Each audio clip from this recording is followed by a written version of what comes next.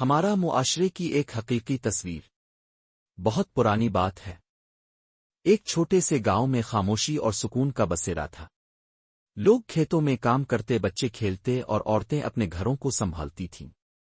مگر ایک رات اندھیروں کی آڑ میں خونخوار ڈاکو گاؤں میں داخل ہو گئے۔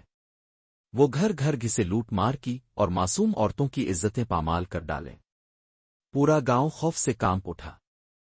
ہر گھر سے چیخوں کی آوازیں آنے لگیں۔ لیکن ایک گھر ایسا بھی تھا جہاں کہانی کچھ اور ہی رخ اختیار کرنے والی تھی۔ اس گھر کی خاتون ایک باہمت اور غیرت مند عورت تھی۔ جب ڈاکو اس کے گھر میں داخل ہوا تو اس نے خوف کے بجائے ہمت کو اپنا ہتھیار بنایا۔ اس نے کلہاڑی اٹھائی اور ڈاکو پر ٹوٹ پڑی۔ ایک ہی وار میں ڈاکو زمین پر گرا اور اس نے اس کا سر قلم کر دیا۔ کچھ دیر بعد جب ڈاکو گاؤں چھوڑ کر چلے گئے تو عورتیں اپنے اپنے گھروں سے نکلیں۔ پھٹے ہوئے کپڑوں، روتی آنکھوں اور ٹوٹے ہوئے دلوں کے ساتھ وہ ایک دوسرے کو اپنی روداد سنانے لگے۔ اچانک سب کی نظر اس بہادر عورت پر پڑی جو بڑی غیرت اور وقار سے اپنے گھر سے نکلی۔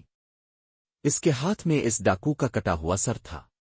وہ بلند آواز میں بولی، کیا تم نے سمجھ لیا تھا کہ وہ مجھے مارے بغیر میری عزت لوٹ سکتا تھا؟ یہ سن کر عورتیں ایک دوسرے کی طرف دیکھنے لگیں۔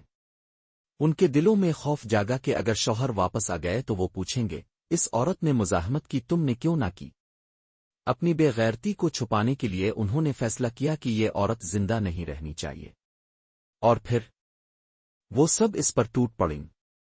وہ عورت جو گاؤں کی غیرت تھی انہی عورتوں کے ہاتھوں مار دی گئی۔ یہ کہانی صرف گاؤں کی نہیں، آج کے معاشرے کی بھی ہے۔ یہاں بھی چور، جھوٹے اور کرپٹ لوگ ہر اس شخص کو مٹا دینا چاہتے ہیں جو سچ بولتا ہے، ایمانداری پر ڈٹتا ہے یا غیرت سے جیتا ہے۔ ایماندار ملازم کو کھڈے لائن لگا دیا جاتا ہے، دیانتدار تاجر دیوالیہ ہو جاتا ہے، اور اگر کوئی صاف گو سیاستدان سامنے آئے تو اس کی کردار کشی کر دی جاتی ہے۔ اصل میں یہ سب وہی لوگ ہیں جو اپنی ذلت چھپانے کے لیے عزت داروں کو ختم کر دیتے ہیں۔